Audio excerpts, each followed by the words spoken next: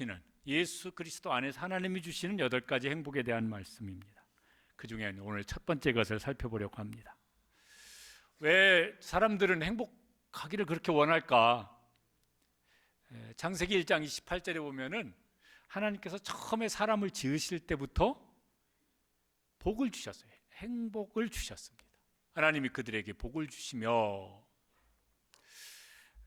그런데 이 하나님이 주시는 복을 사람들이 다 누리며 살까 그러면은 그건 이제 딴 얘기가 되는 것 같아요.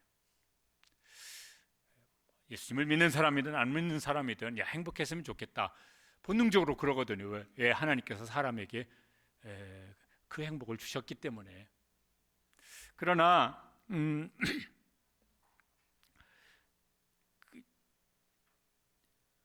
하나님께서 그걸 주셨지만은 그걸 이제 누리며 사느냐는 그건 이제 딴 이제 얘기가 되는 것 같아요.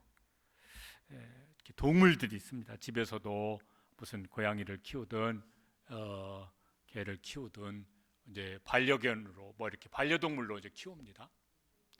그런데 그 동물들은 이제 어떨까 그러면은 배부르고 그 다음에 때가 돼서 새끼를 낳아야 될 때 종족 보존하는 이런 일을 하면은 더 이상 크게 바라지 않는 것 같아요.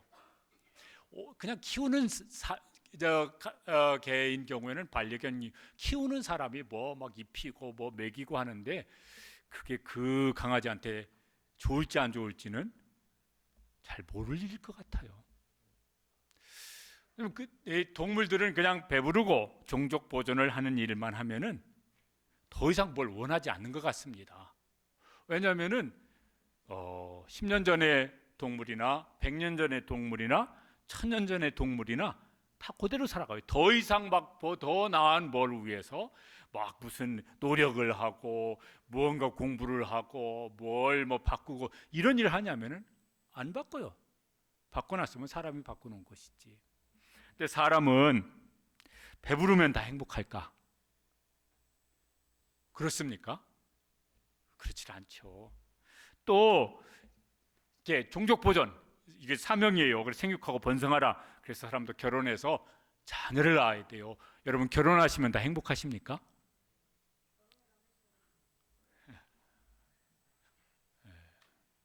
자녀를 낳으면은 막 기쁨이 더 커지고 행복이 더 커지십니까?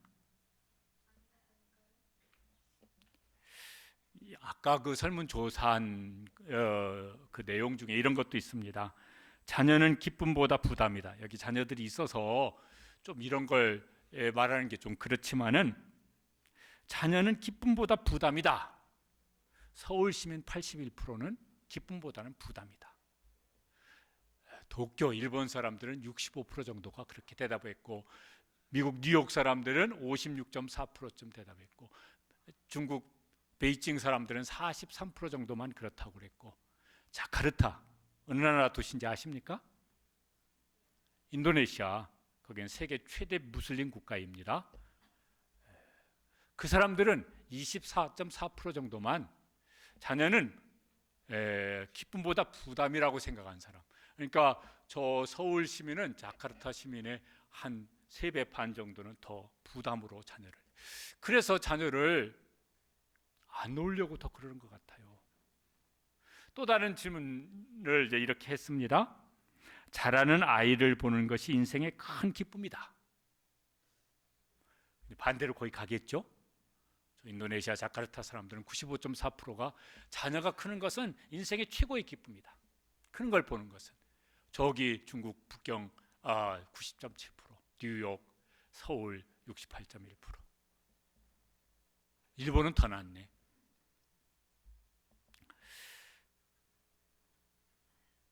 뭔가 이렇게 좀 마음이 좀 이렇게 보면서 좀 그렇다. 좀 많이 좀 마음이 좀 그렇다 이런 생각이 좀 들었습니다. 여기 이제 아이들이 있는데 애들이 몇 살 때쯤 되면은 눈치가 빤해질까요? 한 2~3살만 돼도 눈치가 빤해질 것 같아요. 부모가 자녀를 기쁨으로 여기지 않고 부담으로 여기는 게 아이들의 눈에 보여요. 그러면 그 자녀는 행복할까? 잘 먹이고 잘 입히고 잘 공부시키고 하는데 부모가 부담으로 여기네. 그러면 자녀가 행복할까? 별로 그럴 것 같지 않습니다. 하나님께서 사람을 지으실 때는 아주 특별한 존재로 이제 지으셨습니다. 영, 혼, 육을 가진 존재로 지으셨습니다. 그래서요, 사람은 동물과 달리 영의 만족도 있어야 되고 혼의 만족도 있어야 되고 육체의 만족도 있어야 돼요. 이게 조화를 이루어야 행복하다 이러지, 배만 부르다 해서 행복하지는 않은 거잖아요. 파스칼이라고 하는 사람, 옛날 교과서에는 나온 유명한 사람인데 요새도 교과서에 나오는지는 모르겠어요. 저분이 이제 수학자이고 철학자이고 신학자이고 과학자이고 유명한 분이죠. 파스칼의 팡세라고 하는 책을 읽어본 분이 우리 중에 이제 있을지 모르겠습니다.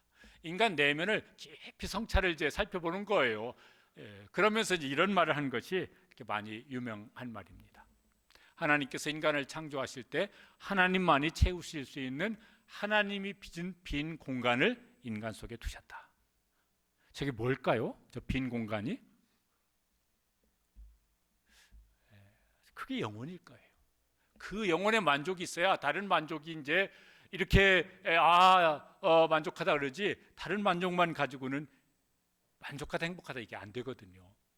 또 이런 말도 했습니다. 같이 읽어보시죠. 행복이 우리 안에 있지도 않고 우리 밖에 있지도 않다. 오직 하나님과 같이 있을 때에만 행복이 있다. 저 행복은요, 태초의 행복이 그래요. 하나님께서 처음 사람을 지으시고 복을 주셨어요. 너희는 행복하게 살아라. 그런데 그게 뭐냐면 하나님과의 관계 속에서, 하나님과 깊고 친밀하고 사랑의 관계 속에서 그 복을 누리게 이제 하셨습니다. 그런데 그 행복을 홀라당 상실해 버렸어요. 왜요? 마귀에게 속았어요. 하나님 없는 행복, 하나님과 관계가 상관이 없는 행복. 그러면서 그 행복이 대체로 뭐냐면 소유예요. 내가 원하는 것을 소유하는 데서 만족을, 행복을 찾는 이런 걸로 이제 변했습니다. 그런데 더 많이 더 좋은 것을 소유하고 싶은데 그게 마음대로 됩니까? 잘 되지도 않아요. 또 된다고 해도 그게 진짜 행복하냐 그러면은 그렇지 못한 것 같아요. 그래서 이제 뭐가 이렇게 그만하면 괜찮을 것 같은데, 그만하면 괜찮을 것 같은데 요새는 옛날보다 훨씬 더 하는 일이 뭘까 그러면 비교해요. 내가 먹은 거, 내가 입은 거, 내가 뭐 가진 거, 무슨 내 자동차, 내 집, 비교를 하며 살아요. 예전에는 뭐요? 옆집 사는 한 동네 사람만 비교의 대상이었는데 지금은 비교의 대상이 전 세계 모든 사람인 것 같아요. 비교하면서 난 이만하면 그래도 괜찮다 이러면 좋은데, 저 사람은 저런 걸 가졌고 저런 걸 먹고 저런 걸 입고 사는데 나는 왜 이렇게 거지 같냐, 이렇게 이제 비교를 하면은 그만하면 괜찮다고 생각했다가도 갑자기 내가 불행한 사람이 되어지는 것 같습니다. 어디서 이것을 이제 회복할 수 있을까? 하나님께서 행복을 이제 회복시켜 주시는 일을 하십니다. 에베소서 1장 3절에 보면 이렇게 말씀하셨어요. 같이 읽어보시죠. 하늘에 속한 모든 신령한 복을 우리에게 주시되. 저게 뭐냐면요, 태초의 행복을 회복시켜 주시는 거예요. 저 앞뒤에 있는 말씀이 뭐냐면은 예수 그리스도 안에서 하나님께서 우리에게 주시는 가장 좋은 행복을 우리에게 주신다고. 그래서 예수님께서 그것을 이제 가르쳐 주시는 거예요. 그 대표적인 것이 뭐예요? 여기 마태복음 5장에 나오는 팔복입니다. 8가지 복인데 이게 서로 다 연관된 것인데 그 중에 첫 번째가 오늘 제 읽은 말씀입니다. 심령이 가난한 자는 복이 있나니 천국이 그들의 것이며.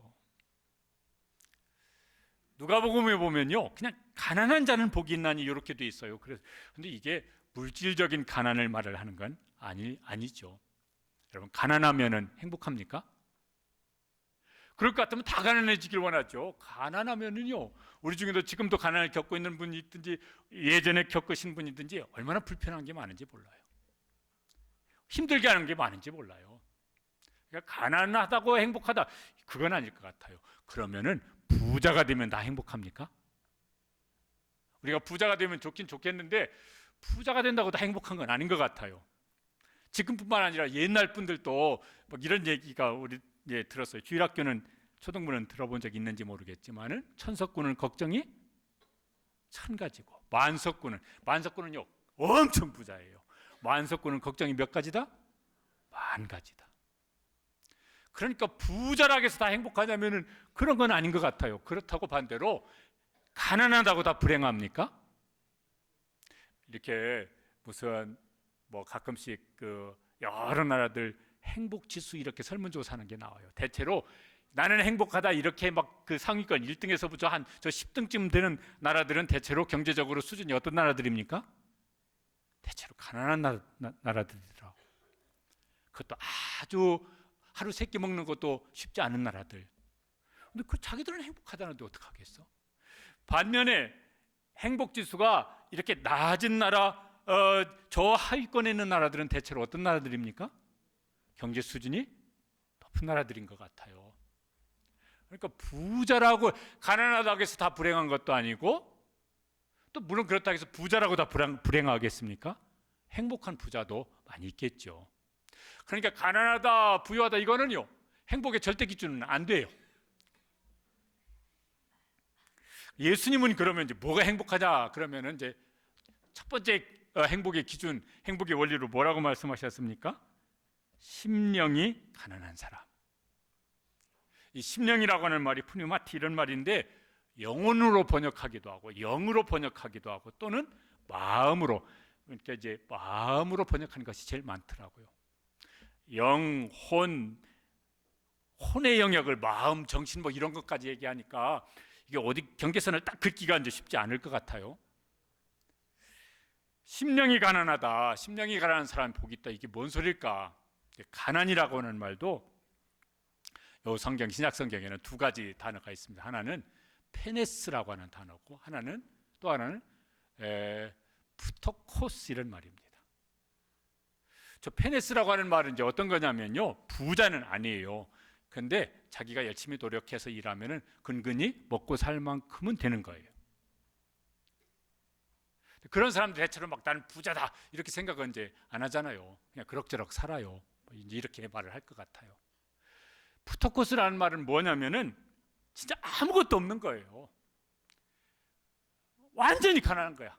먹고 살 게 없을 만큼 완전히 가난한 사람. 그래서 그 내 힘으로 또 해결도 못 해요. 누군가를 의지하고 누군가의 도움을 받아야만 해결할 수 있는 가난, 그것이 이제 뭐냐면 푸토코스 이런 말입니다. 여기 가난한 자라는 말은 저 푸토코스라는 말이에요. 심령이 가난하다 이런 사람은 이제 뭘까 그러면은 나는 의지할 사람도 없고 나를 의지할 수도 없고 의지할 사람도 없고 저에게는 하나님밖에 의지할 분이 없습니다. 하나님밖에 의지할 데가 없습니다. 우리 찬송가 중에 천부의 의지 없어서 손들고 옵니다. 주 나를 박대하시면 나 어디 가리까, 이런 찬송이 있어요. 심령이 가난하다는 것은 이제 그런 것입니다. 누가복음 18장에 보면은 2사람의 대조되는 기도가 나옵니다. 바리새인과 서기관의 기도, 세리의 기도인데 잘 보이는지 모르겠지만 누가 그림을요 잘 그린 것 같아요. 저 바리새인은요 굉장히 얼굴에 막 뭐랄까 자랑하는 막 이렇게 표정이 얼굴에 가득합니다. 그러면 손을 들고 기도를 합니다. 뭐라고 기도하냐면은 누가복음 18장 11절 12절에 보면은 이렇게 기도를 했습니다. 하나님이여, 나는 다른 사람들 곧 토색, 불의, 간음하는 자들과 같지 아니하고, 세리가 자기 뒤에 있었거든요. 이 세리와도 같지 아니함을 감사나이다. 나는 일에 2번씩 금식하고 또 소득의 11조를 드리나이다. 저 말을 보면서 무슨 생각이 드십니까? 자만심이 충만합니다. 나는 말이야 이런 사람이야, 이런 거예요. 특별히 누구 앞에서? 자기 뒤에 지금 비교 대상이 있어요. 누구하고 비교하면서? 세리하고 비교하면서 나는 저런 세리 따위하고 내가 같은 급의 사람이 아니야. 나는 말이야 이런 사람이야. 까불지 말라고. 뭐 이런 거예요. 이제 세리는 뭐라고 기도하냐면은 이렇게 기도합니다. 13절에 보면은 같이 읽어보시죠. 멀리 서서 감히 눈을 들어 하늘을 쳐다보지도 못하고 다만 가슴을 치며 이르되 하나님이여 불쌍히 여기소서 나는 죄인이로소이다. 심령이 가난한 사람의 기도죠. 심령이 가난한 사람은 세리처럼 하나님 앞에서 자기 자신의 모습을 봅니다. 하나님 앞에서요 자기 자신을 잘 살피는 거예요. 아까 그 파스칼이라고 하는 이분도요 자기 성찰에 대한 글들을 많이 썼어요. 그러니까 뭐가 보입니까? 하나님 앞에서 여러분 자기 모습을 보려면은 어디 앞에 서봐야 됩니까? 거울 앞에 서봐야 돼요. 제가 새벽기도 때 가끔씩 제 아내가 자꾸 이래요. 그래서 처음에는 뭔 소린가 그랬더니 왜? 이렇게 하고 이제 설교를 지금 하고 있는 겁니다. 그러니까 이게 똑바로 하라고 이제 한 거예요. 제가 나오면서 거울을 봤을 텐데 제대로 안 봤던 모양이에요. 거울 앞에 서면 이제 자기 자신의 외적인 모습이 보입니다. 하나님 앞에 서 보면은 뭐가 보일까요? 여러분 성경에 막 하나님의 임재 앞에 섰던 사람들이 공통적으로 했던 말이 한 가지가 있습니다. 여러분 기억나시는 게 뭐가 있습니까? 나는 죄인이로소이다. 자기 속에 있는 죄가 보입니다. 똥덩어리처럼 막 이렇게 아주 덩어리가 된 죄가 이제 보입니다. 무액 토해놓은 구토물 같이 더러운 죄가 이제 보입니다. 자기 이기심, 욕심, 미움, 분노, 시기심 막 기타 등등 해가지고요 진짜 똥덩어리 싸놓은 것처럼 막 한 무더기 있는 죄가 이제 보입니다. 그러면서 뭐라고 말을 할까? 저 세리처럼 주여 나를 불쌍히 여기소서 나는 죄인이로소이다. 이제 그런 사람에게는 예수님이 커 보입니다. 예수님의 십자가가 엄청 커 보입니다. 그리고 예수님이면은 그 십자가의 복음이면 저한테 충분합니다. 그런 고백을 이제 하게 되어집니다. 하나님 앞에 서서 마음이 심령이 가난해지면 사람에게도 좀 그렇게 되는 것 같아요. 그래서 사람에게도 겸손해지는 것 같아요. 왜냐하면은 나도 죄인이지만 너도 죄인이고 나도 하나님의 긍휼을 받은 사람이지만 너도 하나님의 긍휼을 받았고 나도 하나님의 구원의 은혜를 받은 사람이지만은 너도 그런 사람이고 하나님 앞에서야 너하고 나하고 별 차이가 있냐? 없을 것 같은데 내가 무엇하고 너를 무시하냐? 그게 못하지요. 그게 그 대신 뭐예요? 그 사람도 하나님이 사랑하는 사람이니까 이렇게 섬기면서 행복해지고 사람도 이런 것 같아요. 교회에서든 뭐 집에서든 아니면 혹은 뭐 이웃에게든요. 내가 그 사람을 까찮게 여겨요. 아유 저 사람 어떻게 사는 게 저 모양이냐 이러면서 그 사람을 혹 도움는 일을 해보셨습니까? 그리고 막 행복해집니까? 아닌 것 같아요. 짜증나는 것 같아요. 또 뭐 달라고 왔냐? 뭐 이러면 짜증나는 것 같아요. 왜 할까요? 제가 그걸 어떻게 할까요? 해봐서 알죠. 그러면은요 섬기면서도 행복하지가 않은 것 같아요. 그런데 저분은 정말 귀한 분이야. 그 사람한테 식사를 대접하든 뭔 선물을 주든 그러면요 주고 나서 내 마음이 기뻐요. 왜? 내가 귀한 분한테 귀한 일을 했으니까. 그러니까 사람을 섬기더라도 그 사람을 귀하게 여기는 마음이 내 속에 이렇게 많아지기를 사모하면서 섬기게 되시기를 바랍니다. 그럼 그 사람도 좋고 나도 행복해질 거예요. 그러면은 우리의 심령이 우리의 영혼이 가난해지면은 또 이렇게 우리가 소유하는 어떤 그런 마음, 그 욕심도 좀 가난해지는 것 같아요. 그래서 이렇게 좀 욕심을 좀 내려놓을 수 있는 것 같아요. 그래서 뭡니까? 뭐 이만하면 뭐 감사하지. 그래도 이만하면 뭐 됐지. 이만하면 감사하지. 이런 마음이 좀 더 커지는 것 같아요. 여러분 그러지 않으십니까? 그러면요 이만하면 그래도 됐지. 이만하면 그래도 감사하지. 그러면은 그 사람은 그만해도 감사한 거예요. 그만해도 행복한 거예요. 디모데전서 6장 8절에 보면은 바울 사도가 그런 이제 그 만족을 많이 느꼈어요. 그러면서 다른 데서도 이제 이걸 고백하는 일이 많은데 같이 읽어보시죠. 우리가 먹을 것과 입을 것이 있은즉 족한 줄로 알 것이라. 빌립보서 4장에 보면 내가 빈궁에 처할 줄도 알고 풍부에 처할 줄도 알고, 그래서 그 빈궁에 처하든 풍부에 처하든 만족할 수 있는 일체의 비결을 배웠노라. 내게 능력 주시는 자 안에서 내가 모든 일을 할 수 있느니라. 그 능력은 뭐예요? 빈궁에서도 만족할 수 있고 풍부에서도 만족할 수 있는 그런 능력을 하나님께로부터 받았다는 것입니다. 이런 능력이 우리 가운데도 있게 되시기를 주님의 이름으로 축복합니다. 여러분 스스로 한번 생각해 보십시오. 나는 심령이 가난한 사람인가? 아니면은 바리새인처럼 뭐 하나님 별로 그렇게 안 필요해, 이건 심령이 부유한 사람이거든, 그런 사람일까? 심령이 가난한 사람에게 이제 주님이 말씀하신 복이 있습니다. 뭐예요? 심령이 가난한 자는 복이 있나니 천국이 저희들의 것입니다. 천국이 그들의 것입니다. 여기란 복이란 말도요, 요게 신약 성경에 기록된 말로는 오늘 자꾸 저런 단어들 이렇게 해서 그런데 그냥 그래도 하나쯤 들어봐서 기억하고 있으면 괜찮을 단어입니다. 마카리오스, 이런 말입니다.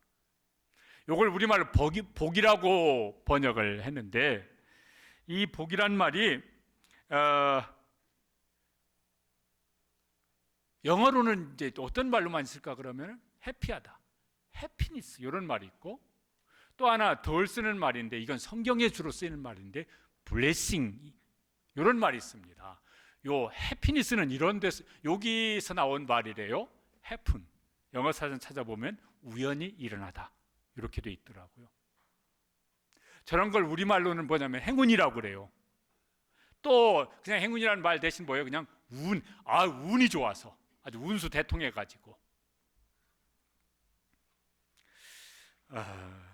이런 건 뭘까 그러면요, 로또 같은 복을 이제 원하는 거예요.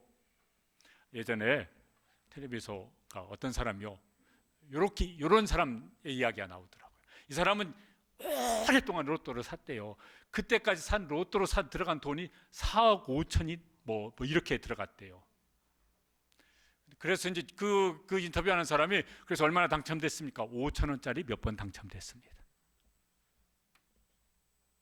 이분은 그냥 그 로또 살 돈을 가지고 집을 샀더라면은 좋았을 텐데 4억 몇 천을 써가지고 건진 건 5천 원짜리 몇 번 건진 거예요.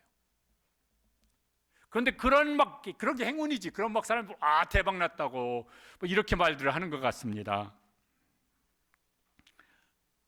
성경에서 복이라고 말하는 blessing, 요 말은 bleed라고 하는 말에서 나왔다고 그래요. bleed는 영어 사전 찾아보면 피를 흘리다, 이런 거예요. 예수님이 말씀하신 행복은 blessing이에요. 예수님의 십자가의 피를 통하여서 우리에게 주신, 하나님이 주시는 신령한 복들이에요. 그래서 이거는 변치 않는 복입니다. 해피니스는 자주 변하는 것 같아요. 그러죠. 이 세상의 행복은 노력하면요 얻을 수 있는 것이 있는데 또 잃어버리기도 금방 잃어버리는 것 같아요. 맛있는 걸 먹었습니다, 모처럼. 그랬더니 모처럼 먹었더니 이거 먹을 때는 좋았는데 뱃속에 들어가가지고 이게 적응을 못해가지고 화장실만 막 불이 나게 왔다 갔다 이럴 수도 있잖아요. 공부를 하는데 공부 잘하기를 우리 자녀들이요, 공부를 잘하든 못하든 공부 잘하고 싶어하는 마음도 다 있는 것 같더라고요. 앞에서 1등, 2등 하는 사람이 공부 때문에 스트레스를 받겠습니까? 뒤에서 1등, 2등 하는 사람이 공부 때문에 스트레스를 받겠습니까? 뒤에서? 그렇대요. 뒤에서 1, 2등 하는 사람은 스트레스 별로 안 받는데요. 근데 앞에서 1등 하면요 1등 하다 2등 했어도 그게 어디예요. 그런데 그걸 못 견뎌요. 그걸 못 참아요. 내가 어떻게 이걸 점수를 쳐서 쟤보다 점수가 2점 낮아가지고 내가 어떻게 2등을 할 수가 있어. 그래서 막 정말 기가 막힌 일이지만 가끔 막 무슨 뛰어내리는 막 이런 게 뉴스에 나오기도 합니다. 그러니까요, 더 뭔가를 막 내가 노력해서 얻을 수 있는 것 얻으면 좋겠지만은 그게 꼭 우리에게 행복을 주는 것이냐면은 그렇지도 못하죠. 그런데 예수님께서 심령이 가난한 자는 그러면서 주시는 행복은 아무도 빼앗을 수 없다고 말씀하셨습니다. 요한복음 16장 22절 말씀 같이 한번 읽어보시죠. 너희 기쁨을 빼앗을 자가 없느니라. 하나님도 안 뺏어가시고 나도 내가 뭐 그 까먹고 있어도 그 하나님께서 주신 그 블레싱이라고 하는 요 행복은 여전히 내게 있는 것이고, 언제까지요? 평생. 그 다음에는 끝났습니까? 영원토록.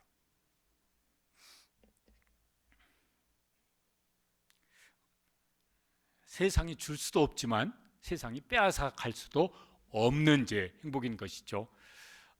우리가 현실은 자주 변해요. 내 마음대로 변하면 좋겠지만은 또 그게 꼭 좋을지도 모르고 지나면은 내 마음대로 안 변하는 것도 많아요.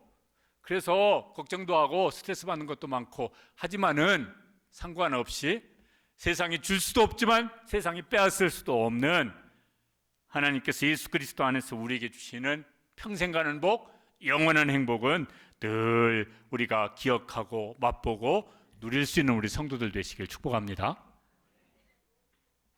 그 후에 원하는 대로 되면 좋고 안 되면 또 안 될 수도 있는 거고. 천국은 뭐냐면은요, 이렇게 말씀하세요. 영어로는 Kingdom of Heaven, 하늘나라예요. 혹은 하나님 나라, Kingdom of God, 이렇게 돼 있어요. 킹덤이라고, 이게 뭐냐면 왕국이에요. 왕국. 누가 왕이 되느냐에 따라서 백성이 달라져요. 그런데 우리 마음속에는요, 다 내가 왕 되고 싶은 마음이 있어요. 아니, 왕이나 호칭은 아니더라도 왕 노릇하고 싶은 마음이 있어요. 둘이 사랑하는 사람이 결혼을 했습니다. 그런데 남편은 요즘에는 안 그러겠죠. 요즘엔 역전된 것 같아요. 예전 같으면은 초장에 잡아야 돼. 남편 친구들은 막 그렇게 말을 하고, 아내 친구들은 초장부터 잡히지 마, 평생 고생이야.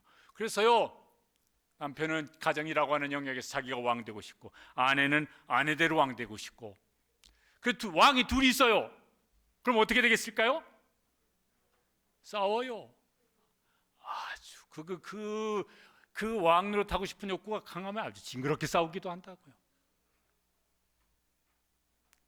형제끼리는 저희도 이렇게 아까 손주인데 7살인데 5살짜리가 형을 이겨먹으려고 가끔씩 얼마나 개기는지 몰라요. 여러분, 처음 성경에 나온 처음 부부 아담과 하와 부부싸움 했을까요? 안 했을까요? 했어요. 창세기 3장에 보면은 그 앞에 보면은요, 아담이 하와를 보면서 이랬거든요. 이는데 뼈 중에 뼈요, 살 중에 살이. 이건 굉장한 애정 표현이에요.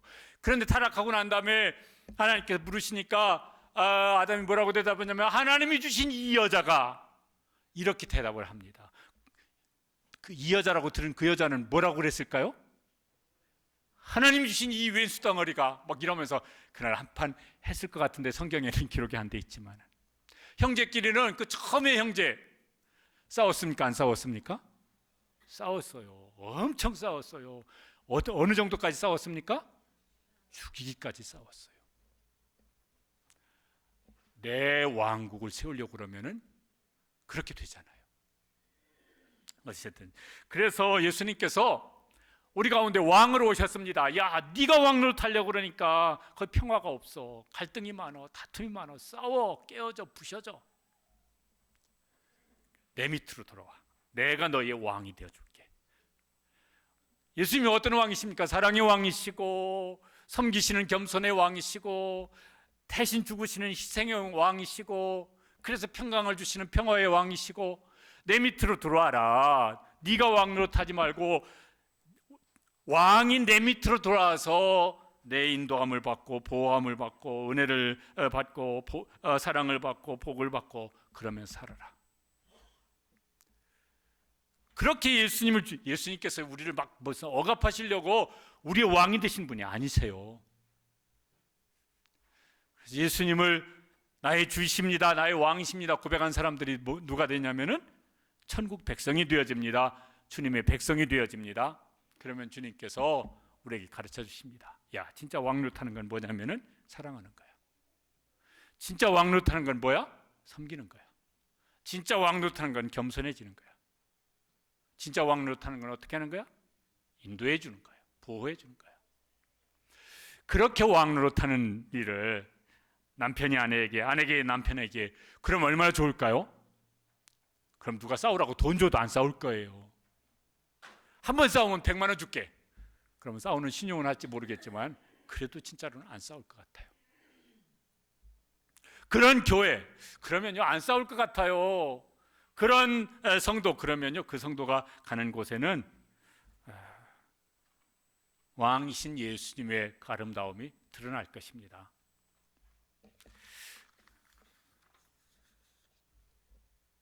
천국의 행복은 누가 누리냐면, 그래서 예수님을 왕으로 섬기고 왕이신 예수님의 통치하심, 다스리심, 인도하심, 그 말씀에 순종함, 이런 것을 잘 할수록 천국의 행복을 더 많이 누리게 될 줄로 믿습니다. 우리 교회 성도들은, 저도 그렇고 다, 그래서 지금 막 이렇게 여러 가지 어려운 막 힘든 거 많지만은 누가 줄 수는 없어. 그러나 누구도 뺏을 수 없는 하나님께서 예수 그리스도 안에서 우리에게 부어주신 이 행복을 넉넉히 누릴 수 있는 이런 성도들 되시기를 주님의 이름으로 축복합니다. 우리가 부르는 찬양 중에 이런 찬양이 있습니다. 가사가 이래요. 주님 한 분밖에는, 같이 한번 읽어보시죠. 주님 한 분밖에는 아는 사람 없어요. 가슴 깊이 숨어있는 주를 사랑하는 마음, 주님 한 분밖에는 기억하지 못해요. 처음 주를 만난 그날 울며 고백하던 말, 나는 행복해요. 죄사함 받았으니 아버지 품 안에서 떠나 살기 싫어요. 나는 행복해요. 사랑이 샘솟으니 이 세상 무엇이든 채우고도 남아요. 심령이 가난한 사람이었던 것 같아요. 한번 불러보시면 좋겠습니다. 에어컨을 뒤에 한번 틀어주시고,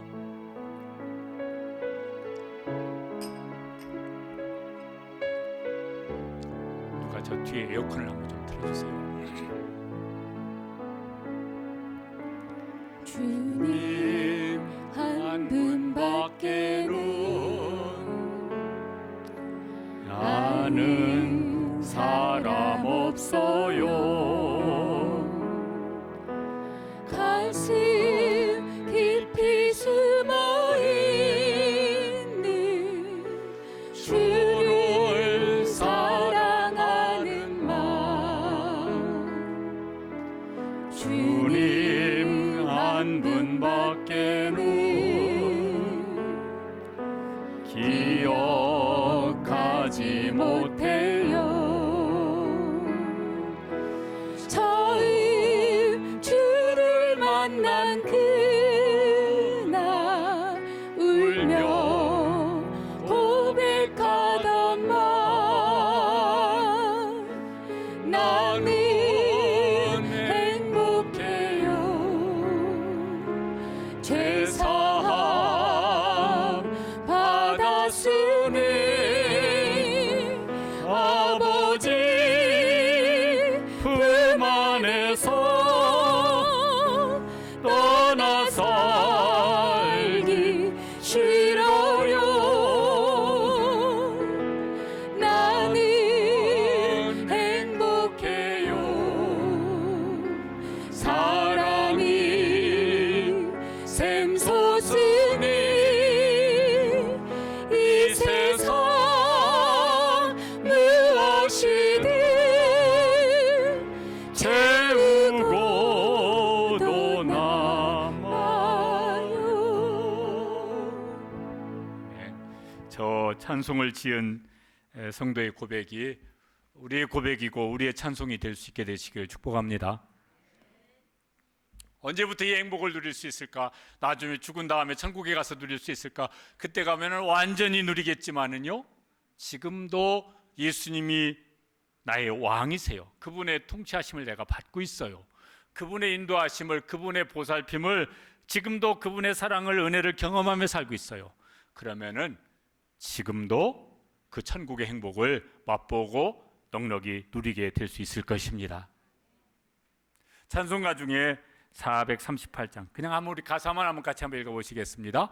내 영혼이 은총 입어 중한제짐 벗고 보니 슬픔 많은 이 세상도 천국으로 화하도다. 주의 얼굴 뵙기 전에 멀리 뵈던 하늘나라 내 마음속에 이루어지니 날로 날로 가깝도다.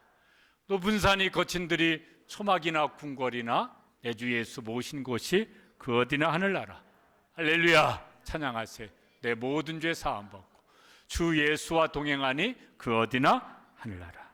저분은 빈들에도 살고 초막에도 살고 궁궐 같은 현실에서 살아보고 여러 삶의 현실에 살아봤는데 상관없이 내 주 예수 모신 곳이 그 어디나 어디라? 천국이라. 이런 복을 누리며 저도 우리 모든 성도들도 특별히 현실이 막 더 힘들고 어렵다면 더더군다나 이런 행복을 누릴 수 있게 되시기를 주님의 이름으로 축복합니다.